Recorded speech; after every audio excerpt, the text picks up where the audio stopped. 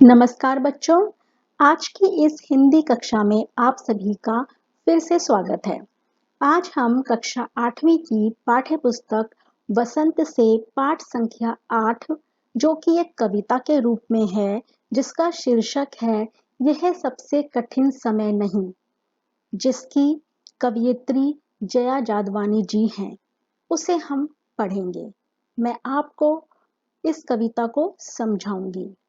बच्चों, जैसे कि नाम से ही प्रतीत हो रहा है कि यह सबसे कठिन समय नहीं, ये हमें एक तरह से सकारात्मक सोच की तरफ ले जा रहा है।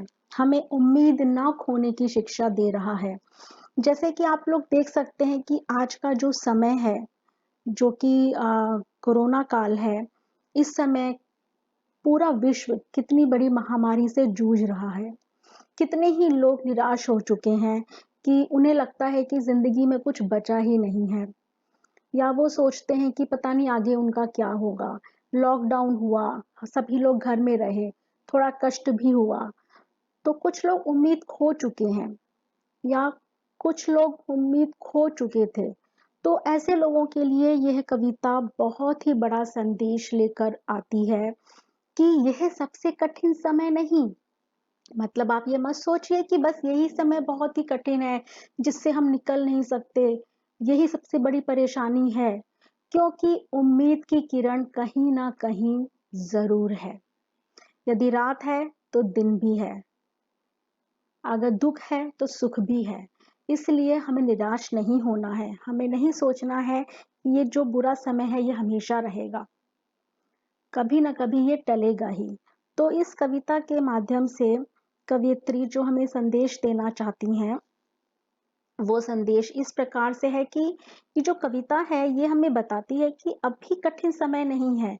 अगर हम इस चीज को देखना चाहें अपने आसपास कुछ उदाहरणों द्वारा, तो हम देखेंगे कि अभी भी एक चिड़िया एक तिनके को लेकर पेड़ पर बैठी है, एक तिनके को लेकर उड़ी जा रही है, क्योंकि उसे लगता है कि मैं अपना घर बसाऊंगी।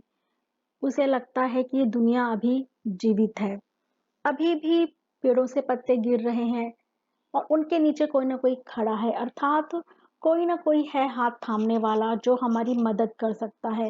अभी भी स्टेशन पर गाड़ियां हैं जो कि अपने नियत स्थान पर जा रही हैं, अर्थात कोई ना कोई वहां पर उनका इंतजार कर रहा है। अभी भी जो हमारी दादी नानी हैं, उनकी कहानियां बच्चे सुन रहे हैं।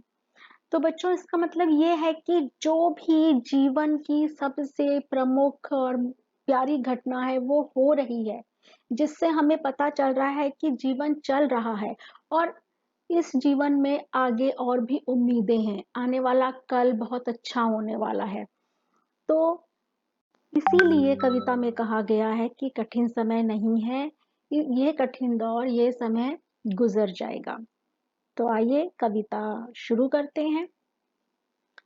मैं ये कविता पाठ कर रही हूँ बच्चे, जो इसकी कुछ पंक्तियां हैं शुरू की।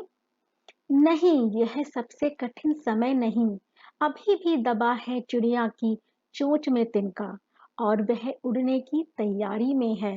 अभी भी झरती हुई पत्ती थामने को बैठा है हाथ एक। अभी भी भीड़ है स्टेशन पर, अभी भी एक रेलगाड़ी जाती है गंतव्य तक, जहां कोई कर रहा होगा प्रतीक्षा। तो बच्चों, ये जो पंक्तियां हैं इनका भावार्थ कुछ इस प्रकार है कि कवित्री ने विषम परिस्थितियों, यानी कि जो परिस्थितियां हमारे हिसाब से नहीं होती, हमारे जैसा हम चाहते हैं उसके विपरीत होती हैं, यानी कि दुखद परिस्थितियां होती हैं, उसमें भी हार ना मानने का संदेश दिया है। क्योंकि कहते हैं ना, जब सभी रास्ते लगता है बंद हो गए हैं, तब भी कोई ना कोई एक रास्ता जरूर होता है जो हमें आगे लेकर जाता है। तो इस कविता में साधारण से उदाहरणों से बताया गया है कि अभी भी उम्मीद की किरण बाकी है। जैसे कि चिड़िया की चोंच में अभी भी तिनका दबा हुआ है, पत्तियों को थामने के लिए कोई ना कोई हाथ है, या स्टेशन पर गाड़ी अपने गंतव्य स्थान तक जा रही है, अर्थात आगे कोई है जो उनका इंतजार कर रहा है। पत्तियों को थामने से अर्थ है कि आपकी मदद के लिए कोई ना कोई हाथ आपके आपके सामने ज़रूर आएगा। और चिड़िया का जो की चोंच में जो तिनका है वो एक नया घर, एक नया आसरा बनाने का हमें संदेश देता है कि चाहे कितनी मुसीबत आ जाए, चाहे कितना पतझड़ आ जाए, कुछ हो जाए, लेकिन फिर भी यदि एक तिनका बच गया है तो उससे भी घोंसला बनाया जा सकता है। यानी छोटी सी छोटी चीज से भी उम्मीद की किरण जगाई जा सकती है। बच्चों, इसके इस कविता की आगे की कुछ पंक्तियां इस प्रकार हैं।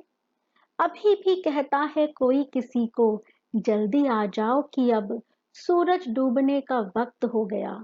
अभी कहा जाता है उस कथा का आखिरी हिस्सा जो बूढ़ी नानी सुना रही सदियों से दुनिया के तमाम बच्चों को। अभी आती है एक बस अंतरिक्ष के पार की दुनिया से, लाएगी बचे हुए लोगों की खबर।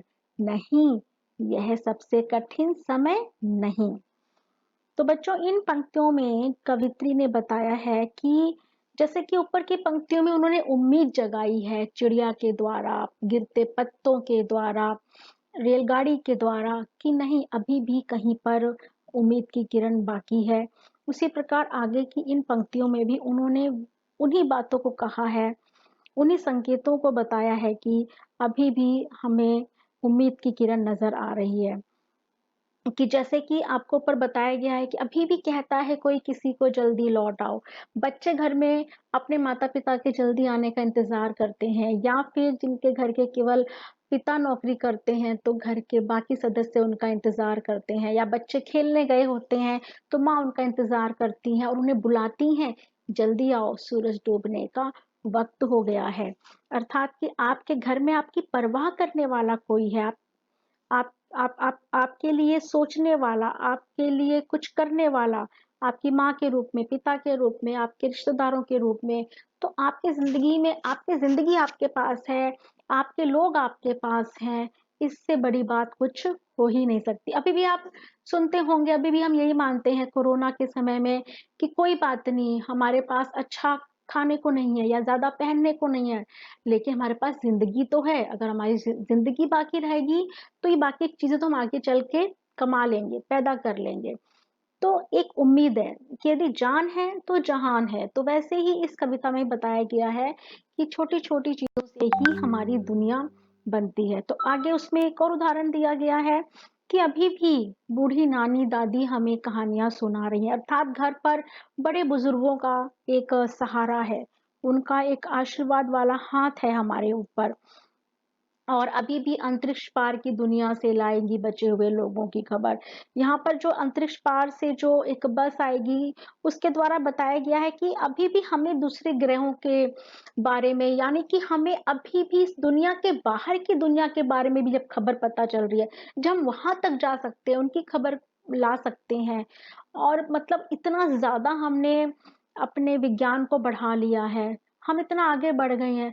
तो छोटी मोटी परेशानी से डर कर हार नहीं मानना चाहिए, और हमें इस वक्त को एक कठिन और एक बुरा वक्त समझकर अकेला नहीं होना चाहिए, बल्कि आगे बढ़ना चाहिए।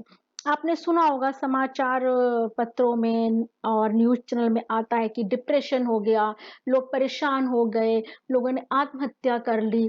तो ये एक तरह से वही बात कही गई है कि आपको कठिन समय जानकर और परेशान होकर दुखी होने की जरूरत नहीं है, अवसाद में यानी डिप्रेशन में डूबने की जरूरत नहीं है। आप अगर बाहर निकलेंगे तो आप जानेंगे कि उम्मीद की किरण जरूर बाकी है। कहीं न कहीं से आपको सहायता, कहीं न कहीं से आपको एक वो आगे बढ़ने का रास्ता ज़रूर मिलेगा। तो इसीलिए ये मत समझिए कि ये बहुत कठिन समय है, हम इससे पार नहीं हो सकते। हमें एक छोटी-सी चिड़िया भी संदेश दे जाती है, हमें एक पत्ता भी संदेश दे जाता है, हमें हमारा परिवार एक संदेश दे के जाता है, हमारे बुजुर्ग हमें संदेश देकर जाते हैं कि वो हमारे साथ हैं। तो इसलिए कभी भी मुसीबतों से, किसी भी कठिन समय से हमें घबराना नहीं चाहिए। तो बच्चों, ये थी आज की कविता, ये था आज का पाठ। मैं आशा करती हूँ कि आपको अच्छे से समझ में आया होगा। आप इस वीडियो में इस पीडीएफ को रोक कर भी समझ सकते हैं, पढ़ सकते हैं और अपने ज्ञान को बढ़ा सकते हैं, अपने प्रश्नों को हल कर सकते हैं। तो ठीक है बच्चों, अब ये कक्षा मैं यहीं समाप्त करती हूँ। अगली कक्षा में हम फिर से मिलेंगे। तब तक के लिए स्वस्थ रहिए, खुश रहिए। नमस्कार, धन्यवाद।